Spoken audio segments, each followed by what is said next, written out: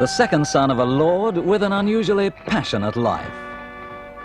The Honourable Desmond Guinness turning his back on brewing and banking and passionately breathing life into deserted Georgian buildings, enticing indifferent Irish to visit stately homes they darkly suspect might be English.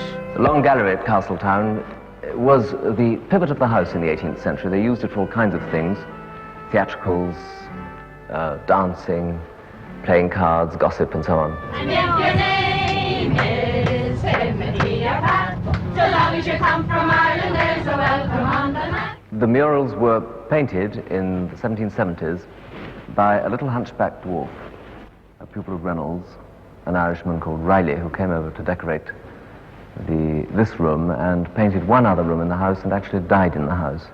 Along these lakes so blue, we sing you a song that makes you bust. Whoever you are, you're one of us. You're Irish, this is the place for you. There are people who just won't step through the doors of a great house, you know what I mean? And we have to break this sort of thing down.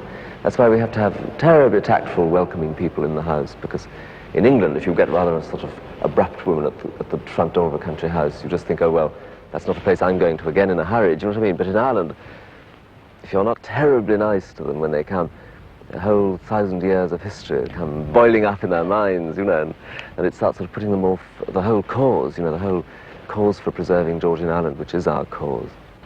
Is this your first visit to Castletown? Yes, I'm very proud. Good. Well, it is a marvellous house, I must say.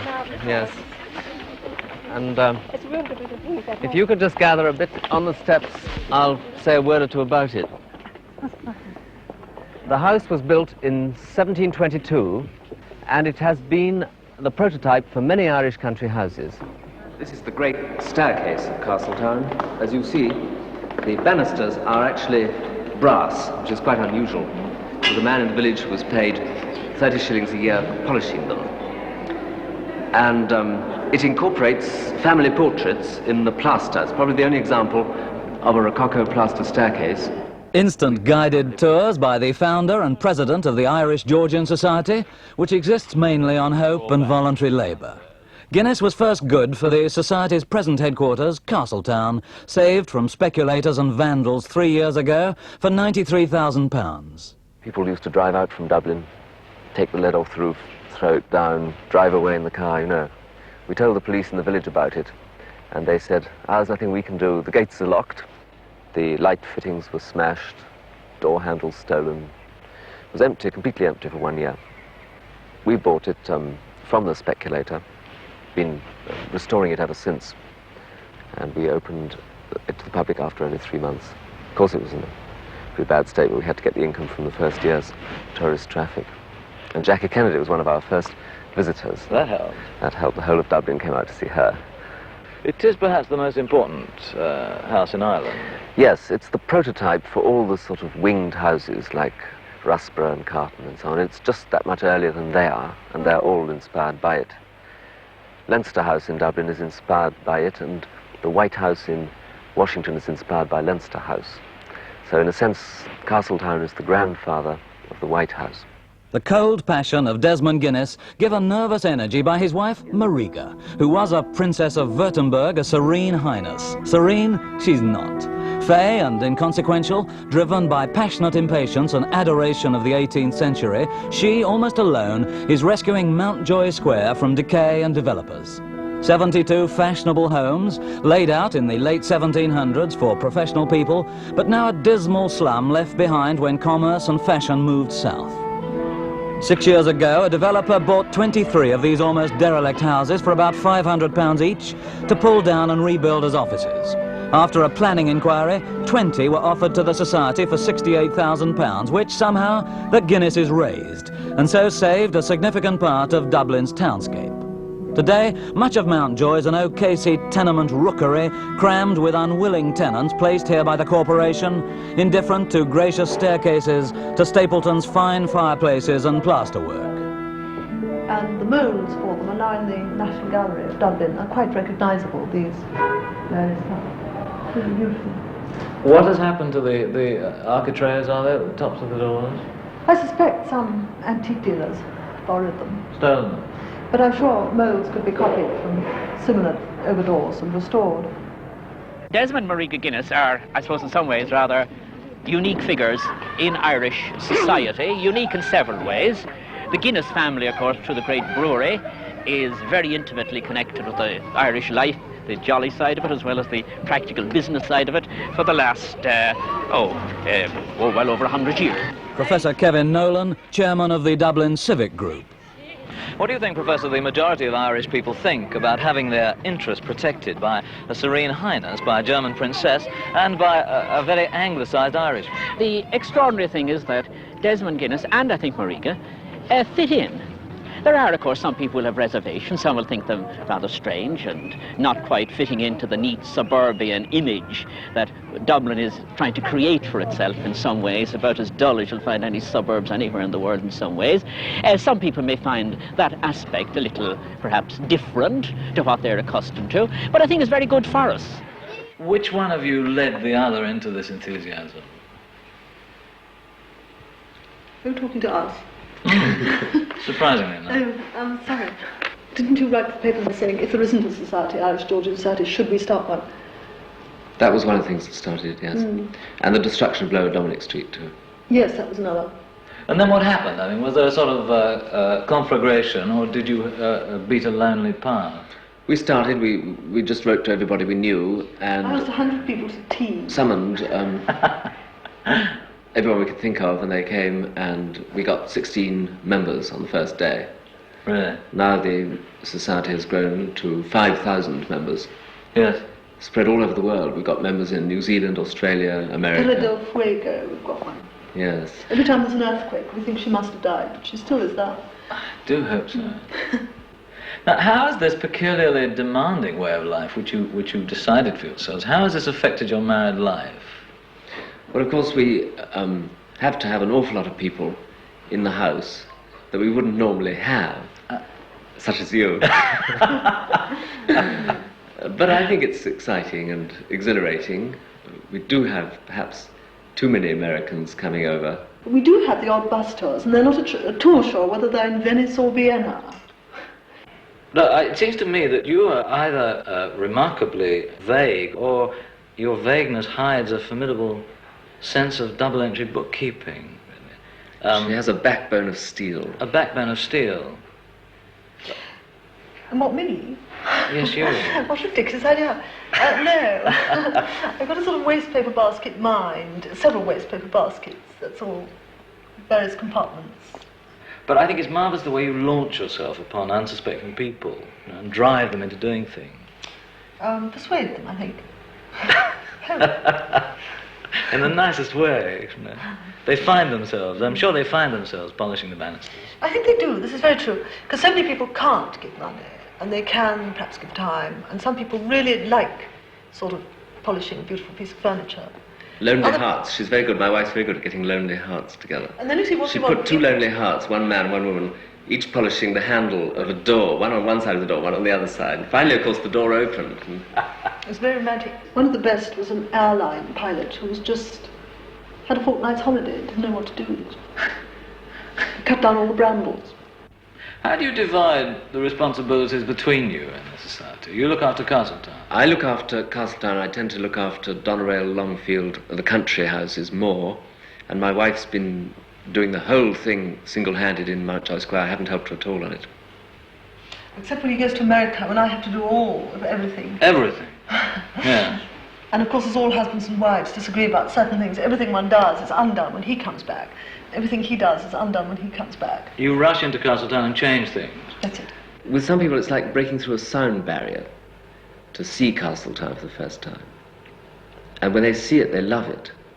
But we don't equally want it to be just a dead house museum. We want to bring it to life. I mean, a house like that should really have a family living in it and enjoying it. But if it can't be brought to life in that way, which it obviously can't, if we lived in it, for example, we couldn't ask other people to contribute towards its restoration, obviously. And we've neither of us ever spent a night there. I have. Have you? Mm. And why was that? Because after a year of negotiation with the Dublin Customs, I finally got a bed, which was clearly late 18th century, huge, very pretty bed. But it had a modern mattress, and they wouldn't believe it was an antique. Finally we got it here, and I was so pleased after all this. I said the first thing I need to do is to sleep in it. And that was my only experience of life at Castletown. Of course, there was no electricity in that part of the house, so I ruined somebody's bedside table, which they lent us, by putting a candle on it, which tripped all over it. But never mind, it was a wonderful feeling, waking up in this great empty house in the morning, this huge dusty bed. From such a resting place, she could observe what's been called the one piece of real architecture in all Ireland. Built 140 feet high in 1739, but later struck by lightning. In that precarious state, this odd obelisk was bought by an American benefactress and presented to the Georgian Society. Well, there's the big house down there. You can just see the light coming across it now. Yeah. It's rather beautiful. And this was built, of course, to close the vista at the back. It was an eye catcher. And it was built to give employment by old Mrs. Connolly of Castletown, the widow of Speaker Connolly, in 1740, after the very severe winter of 1739, which killed so many people, when people skated up the Thames for a bet and this kind of thing. Her sister considered her very extravagant for doing so, and writes at the time, "My sister Connolly is building an obelix to answer a visto at the bake of Castletown House. It will cost her £300 or £400 at least, and I believe more. I don't know how she can dow so much and live as she does." Well, it's cost us a great deal more than £300 or £400 to restore it. How much, in fact? We will have spent £6,000 on it by the end of stage 3 of the restoration, which is now in progress. Next year, we're hoping to do a music festival, and we have plans for a barbecue here with a steel band. We did have one here once to raise money for the obelisk. We had a steel band out here, and it was really very beautiful. We asked people to pay 10 shillings, and nobody came. So we went down to the main road, and I sent my wife down. She signalled a whole lot of bicyclists, and they were doing a bicycle race around Ireland. They thought it was one of the stops in the bicycle race, and they were terribly angry when they found they were only being told to come and spend 10 shillings listening to a steel band. And the man in the farm next door was dying at the time, and the priest came by on the motorbicycle to give him the last unctions, or whatever it is. And so he must have heard, as he went up to heaven, he must have heard this strange steel band playing in the Connolly College he'd never heard before, I'm sure, in his life.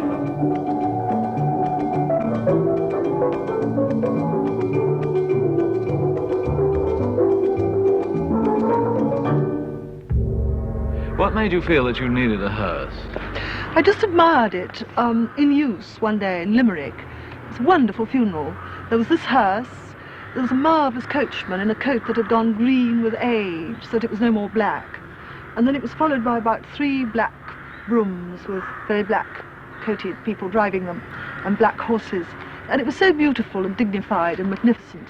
And I wondered what would happen to the hearse if people stopped having that sort of a funeral. Yeah. And then one day, having wished for it for so long, it suddenly appeared. A very foggy morning, and I saw this beautiful row of stars, rather hidden by fog, outside my front door. And somebody had remembered that I wanted it, and there it was for sale, so we bought it. How much? I think it was very expensive, actually. It cost us £40, which to us seemed a lot. For their home, they bought Leaslip, an improbable Norman castle on the Liffey. Now, in carrying your Georgian cross, you also carry quite a financial burden, do you not? Yes, because it's terribly difficult to raise enough money, really, to do anything. I mean, to have enough secretaries to make our society really efficient. And we have 2 full-time secretaries, but it's not enough. And we rely on volunteer students and volunteer anybody, really, to come and help us to restore, to dust, to put things into envelopes. You've no idea what it means, putting 4 or 5 variegated bits of paper into 5,500 envelopes. You know, I mean, we can't pay for this. So therefore we have to rely on volunteers to come and help us. And we're not as efficient as we could be if we could pay for a sort of organised staff in Dublin, Castletown and Leaslip. You were telling me the other day that since so much of your money goes into the society, you have to go around with holes in your shoes. I don't have to, but You choose to. well, not quite, but I can always think of another purpose for money than oneself. I'd rather spend it on another gallon of whitewash for some ceiling than on a pair of shoes or a hairdresser or anything like that. Now, if you suddenly got a legacy from some Texas multimillionaire, what would you do with it?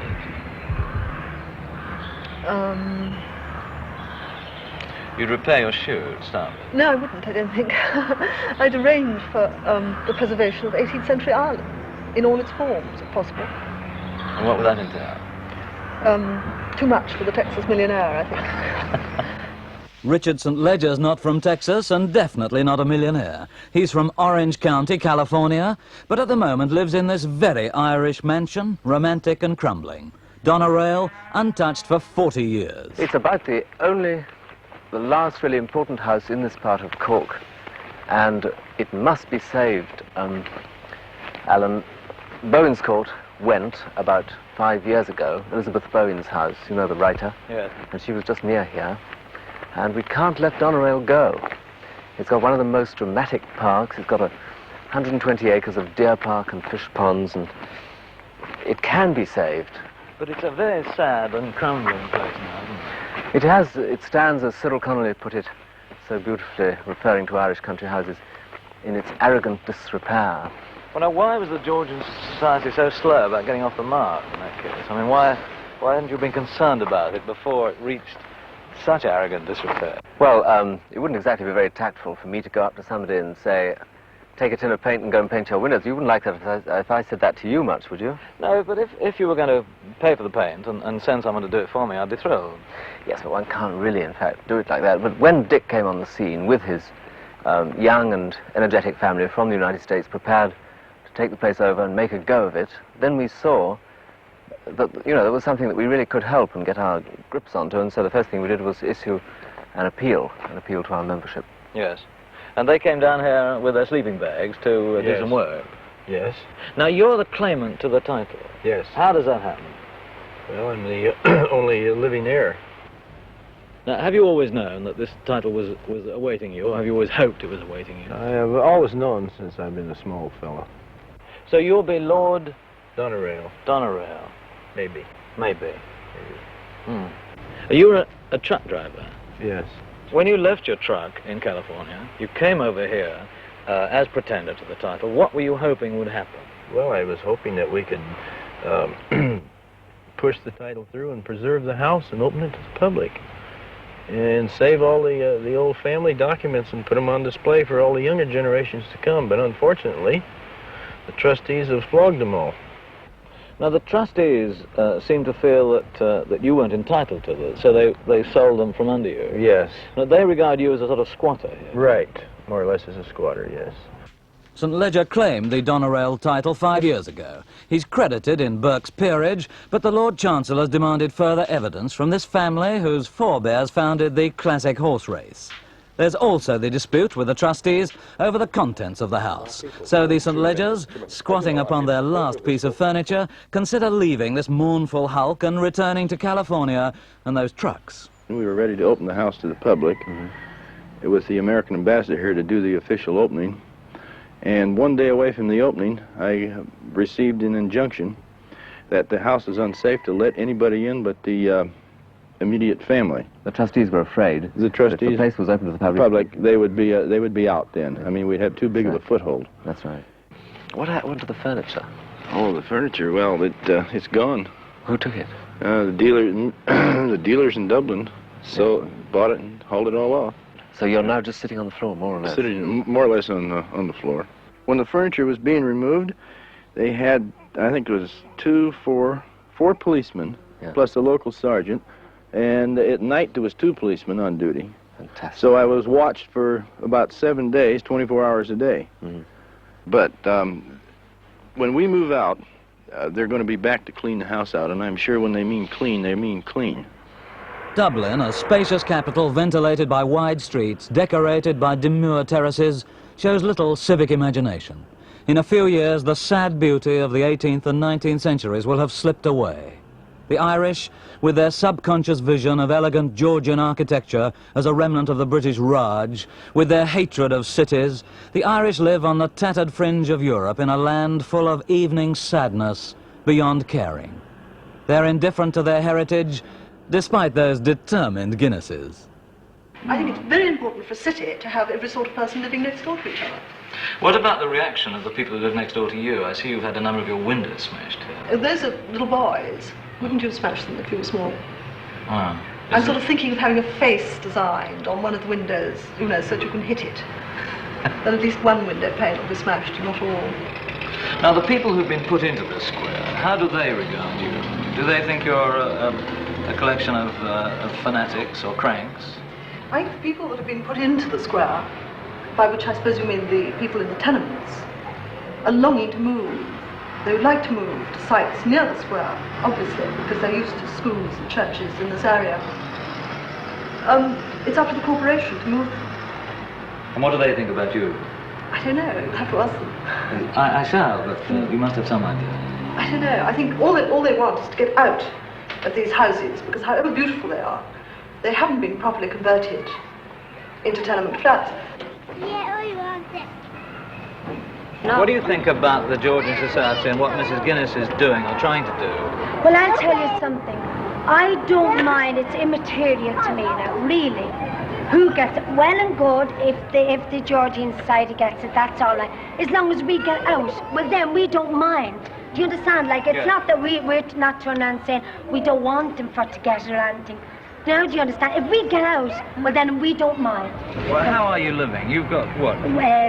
One room, the 4 in 1 room, and no toilet facilities, and they're in an appalling condition. The whole house, from top to bottom, is in an appalling condition.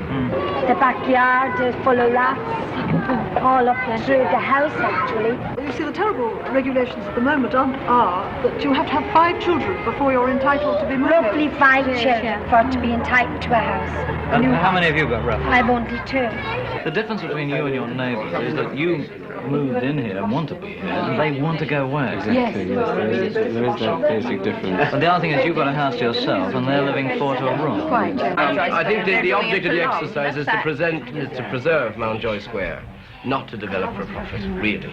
I think we are beginning to appreciate it. I feel now that, you know, we suddenly realise that we've got something. Yes, but remember, we've been told by Mrs. television Guinness and by people like Mrs. Guinness that, you know, this is beautiful, let's preserve. Well, I agree. Don't you think it's odd that you need a ginger group, like Mr. and Mrs. Guinness, to do this for you? Yes. Well, I don't know. I think I'm sure somebody else would have done it somehow. You need a catalyst. Well, I do think so. Yes, and how? We need imagination, desperately, and unfortunately Dublin, every minute of the day, Dublin has been ruined. What is there in the Irish character that stops them appreciating beauty? What would you say? I know my answer. Well, tell us. Now, come on, Basically, it's lack of education. Oh, well, I think this is absolutely right. I agree with you entirely. And I think this basic has been a lack of education over a long time. We're only beginning to catch up, and it takes more than 1 generation to achieve this. For some people, down to fairly recent times, I'll put it that way, the idea of Georgian architecture being something to be treasured by all was perhaps a little alien. But, and consequently, there was, perhaps I could put it this way in modern terms, a sales blockage on the word Georgian. Now, what is the position of the church in this? They're a very hard-headed bunch. They're interested in figures rather than in beauty. But they happen to own the most historic and beautiful buildings in Ireland. All of them, of course, are empty because there aren't any Protestants left. I think we're about 8% of the population of the whole country. So there you have this tragic thing that the hideous Catholic Church is chock-a-block 5 times on a Sunday morning, and the Protestant one is completely empty except for about 3 old ladies sitting in the front row. But they are terrible stick-in-the-muds. We're at the moment trying to save a church called St. Catherine's in Dublin. It's being given by the Protestants to the Dublin Corporation. We have a very good offer from somebody who wants to turn it into a cultural centre. The church are in approval, the corporation are in approval, but the church is stuck between the 2 bodies, and in the meantime, it stands there for year after year. They won't even allow us up on the roof to sweep it, just to keep the water out. And, you know, we're just bogged down with making applications to these official bodies who will never get a move on. The extraordinary thing is, I mean, absolutely nobody is interested in it. I mean, in England, every dovecote by Robert Adam has been written up about 20 times in Country Life. Everything is documented. There are museums stuffed full of architectural drawings and everything. And in Nash Follies. Everything is written down and written up, and you might as well burn the lot in England. But in Ireland, the people who are really interested in Irish architecture, I mean, you could count them on the fingers of one hand. And they all loathe each other. The other thing is, though, you must spend a lot of your time now being charming to tiresome people. Yes, but I have a sort of fixed smile I put on, and it just, gets me through the evening. Yes, yes. But you need, a lot of patience, an excess of patience to deal with. God, you do. Yes, that's quite true. Well, then how do you cope? I mean, don't you get irritated? I get absolutely mad sometimes. But I always find myself saying the opposite of what I think. Just as I'm going to say, for God's sake, get out of my light, I'm going to slam you in the face, I say, how lovely, how fascinating. It's just the way I am, I suppose.